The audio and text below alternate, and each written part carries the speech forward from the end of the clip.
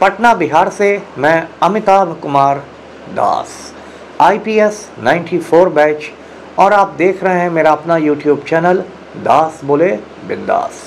क्योंकि जब बुज़दिलों ने मुंह में दही जमा लिया हो तो दास का बिंदास बोलना ज़रूरी हो जाता है। साथियों, सावन का महीना चल रहा है और आज मैं कांवड़ियों की गुंडागर्दी की चर्चा करूंगा जो इन दिनों उत्तर प्रदेश में चरम पर पहुंच गई है। ये बहुत रोचक और ज्ञानवर्धक वीडियो है, इसे आखिर तक दिल थाम कर देखिए। साथियों, कांवड़ियों से मेरा पहली बार आमना सामना हुआ जब मैं देवघर जिले का SP हुआ करता था। देवघर जिला अब झारखंड का हिस्सा है, लेकिन उन दिनों जब मैं SP था 97 से 99 तक, तब वो बिहार का हिस्सा हुआ करता था। ये जो देवघर जिला है, यहाँ एक बहुत प्राचीन शिव मंदिर है जो बाबा धाम के नाम से जाना जाता है, और कहते हैं कि जो इस देश में 12 ज्योतिर्लिंग हैं, 12 ज्योतिर्लिंग, उसमें से एक देवघर का भी शिवलिंग है। तो यहाँ सावन के महीने में लाखों लोग आते हैं, वही जिनको कांवड़िया कहते हैं, जो कांवड़ लेके आते हैं और फिर गंगा जल लेते हैं सुल्तानगंज से और फिर बाबा पर यानी शिवलिंग पर चढ़ाते हैं। तो ये जो मेला है ये पूरा सावन और लगभग आधा भादो चलता है, और ये बहुत चुनौतीपूर्ण समय रहता है पूरे देवघर प्रशासन के लिए। अब मैं आपको अपने बारे में बताऊं कि व्यक्तिगत रूप से मैं घोर नास्तिक व्यक्ति हूं और ईश्वर में मेरा रत्ती भर विश्वास नहीं है। मैं एक ही पूजा करता हूं और वो है पेट पूजा, इसके अलावा कोई दूसरी पूजा मैं नहीं करता। लेकिन देवघर SP के रूप में मुझे श्रावणी मेला में तो ड्यूटी करनी थी, क्योंकि वो तो मेरा कर्तव्य था, फ़र्ज़ था कि जो मेला है वो शांतिपूर्ण तरीके से पीसफुली गुजर जाए। अब ये जो मेला था, श्रावणी मेला, इसने मुझे इतना आप कह सकते हैं टेंशन दिया था कि मैं उसको मेला की जगह झमेला कहता था। अब देखिए उसमें होता क्या है कि लाखों लोग वहाँ आते हैं, और वहीं मैंने फर्स्ट हैंड पाया कि जो कांवड़िए होते हैं इसमें 99% लोग, 99% जो कांवड़िए होते हैं वो लंपट, उचक्के, गुंडे, मवाली, नशेड़ी और गंजेड़ी होते हैं। उनका आध्यात्म से, भक्ति से, ये सब से कोई मतलब नहीं होता। वो इस देश के दिशाहीन युवा होते हैं जिनके पास कोई काम धाम नहीं है, बेरोज़गार लोग हैं और कहीं ना कहीं फ्रस्ट्रेटेड भी हैं, हताश भी हैं, और उनके लिए एक सावन का जो महीना है वो एक बन जाता है रास्ता, एक पिकनिक की तरह।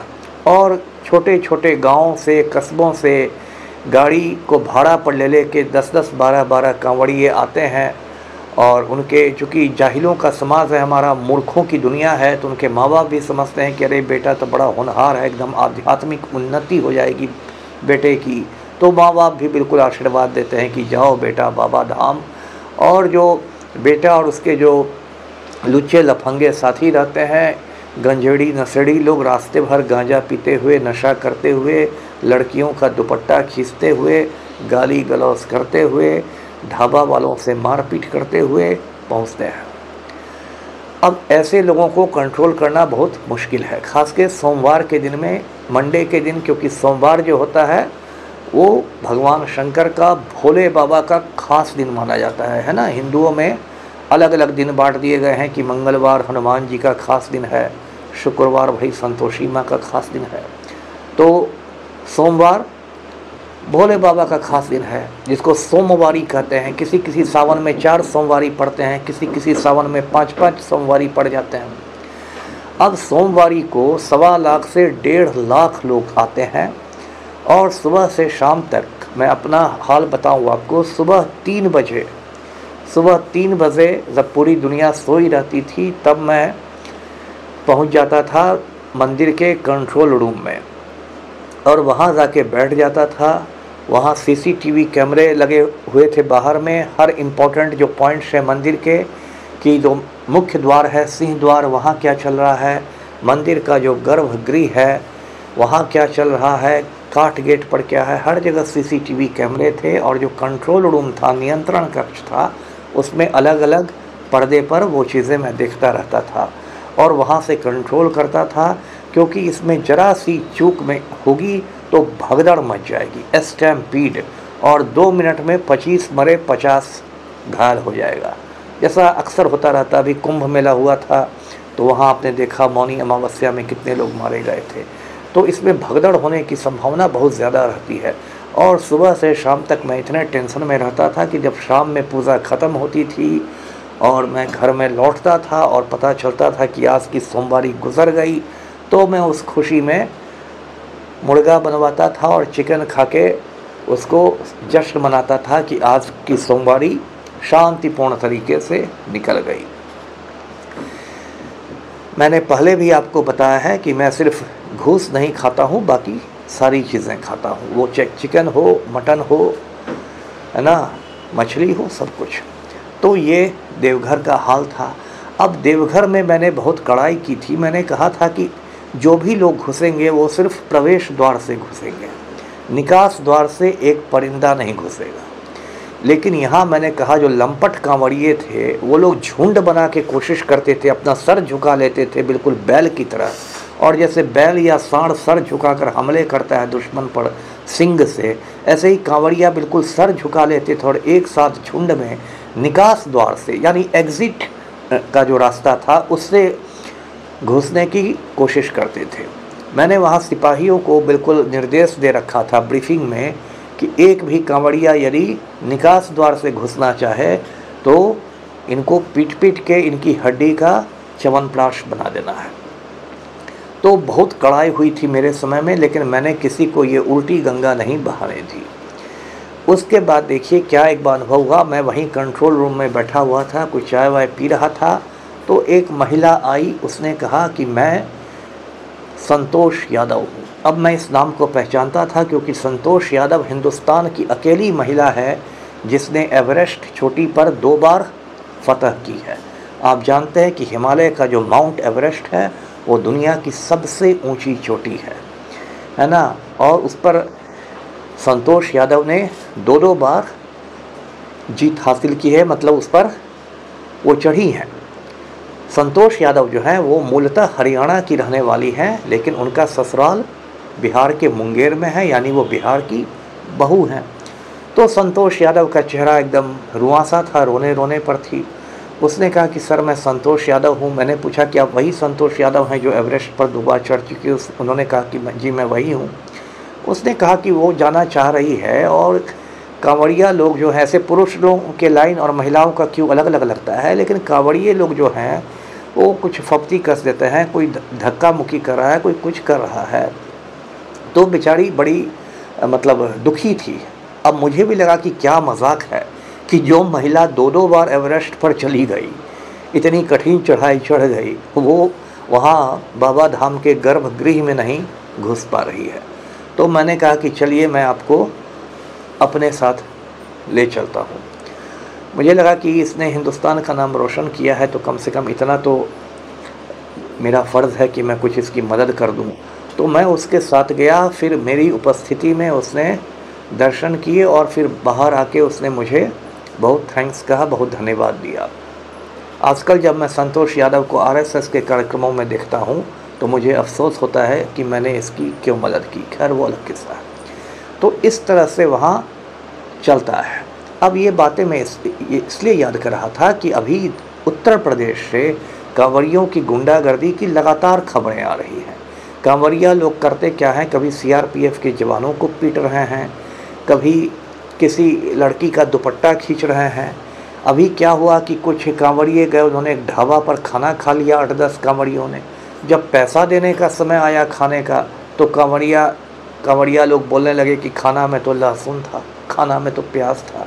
अब ढाबा वाला हाथ जोड़ता रह गया, नहीं ऐसा कुछ नहीं था। कांवड़ियों ने उसे गाली गलौज कर ली, उसको माँ बहन की गालियाँ दे दी, उसके कुर्सी टेबल तोड़ दिए और पूरी गुंडागर्दी हो रही है। डीजे बजा के, डीजे पर ये लोग कान फाड़ू संगीत बजाते हैं, डीजे पर ये लोग नाचते हैं, नशेड़ी गंजेड़ी लोग ट्रैफिक जाम किए हुए हैं।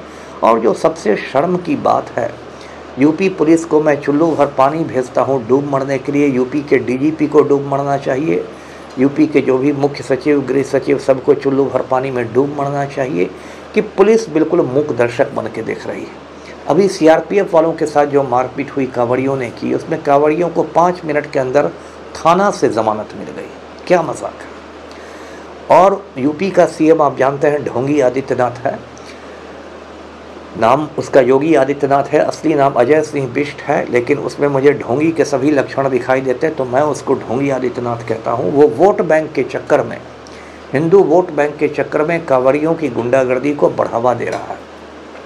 और यूपी पुलिस जो ईद के समय कहती है कि मुसलमानों के सड़क पर नमाज पढ़ने से ट्रैफिक बाधित हो जाता है, आज जब ये कांवड़िया गुंडे, गंजेड़ी, नशेड़ी, लंपट, लुच्चे लोग सड़क पर नाच रहे हैं डीजे बजा के और लड़कियों के साथ छेड़खानी कर रहे हैं और सीआरपीएफ जवानों के साथ मारपीट कर रहे हैं और ढाबा वालों की कुर्सियां तोड़ रहे हैं, तब यूपी पुलिस मुंह में दही जमा कर बैठी हुई है, आँख पर पट्टी, कान में तेल है। यही स्थिति है। अब इस देश में ये हालात क्यों हो गए हैं?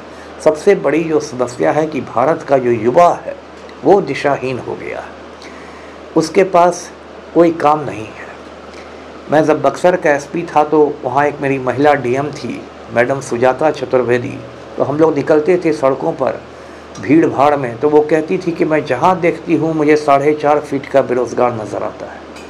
तो ये पूरा देश जो है यहाँ मतलब जनसंख्या विस्फोट हो गया है और करोड़ों लोग 4.5 फीट के बेरोज़गार हैं जिनके पास कोई काम नहीं है, अपना फ्रस्ट्रेशन कहीं निकालना है। जब रामनवमी आती है तो यही लोग सड़कों पर निकल जाते हैं। रामनवमी है, आप अपने घर में मनाइए या मंदिर में मनाइए। ये दिशाहीन युवा पहुंच जाते हैं मस्जिद के सामने, वहाँ पर भड़काऊ भाषण देते हैं, मुसलमानों को गालियाँ देते हैं, क्या क्या करते हैं। तो इस तरह से ये कांवड़ियों की गुंडागर्दी चल रही है। अब कांवड़ियों की गुंडागर्दी से मुझे एक बात और याद आई, देवघर का ही प्रसंग है कि 1934 के आसपास की बात है। उस समय देवघर के मंदिर में ये जो पंडे होते हैं, ये पंडे दलितों को नहीं घुसने देते थे क्योंकि वहाँ छुआछूत का नंगा नाच होता था। महात्मा गांधी ने कहा कि मैं दलितों का प्रवेश कराऊंगा। गांधी जी जहाँ जसीडीह रेलवे स्टेशन पर उतरे और कार में बैठे, उनकी कार पर पंडों ने हमला कर दिया। बहुत मुश्किल से गांधी जी की जान बची, उनकी कार को तोड़ फोड़ दिया गया। यदि उनकी टूटी हुई कार को आप देखना चाहते हैं तो पटना में गांधी म्यूज़ियम है, गांधी संग्रहालय है, गांधी मैदान के पास, वहाँ जाइए, वहाँ गांधी जी की वो टूटी फूटी कार रखी हुई है। तो देवघर में ऐसी गुंडागर्दी होती है। उस पर एक किताब भी है, नथमल सिंघानिया की किताब, बापू की देवघर यात्रा। और ये शुरू से ये पंडे गलत काम करते रहते हैं। जब मैं भी देवघर एसपी था तो मैंने वहाँ बाल विवाह पर रोक लगाई थी। वहाँ देवघर मंदिर परिसर में बहुत बाल विवाह होते थे और पंडा धर्म रक्षणी सभा की मदद से होते थे। मैंने उस पर बहुत कड़ाई की थी, इसलिए पंडों के बीच में बहुत अनपॉपुलर था।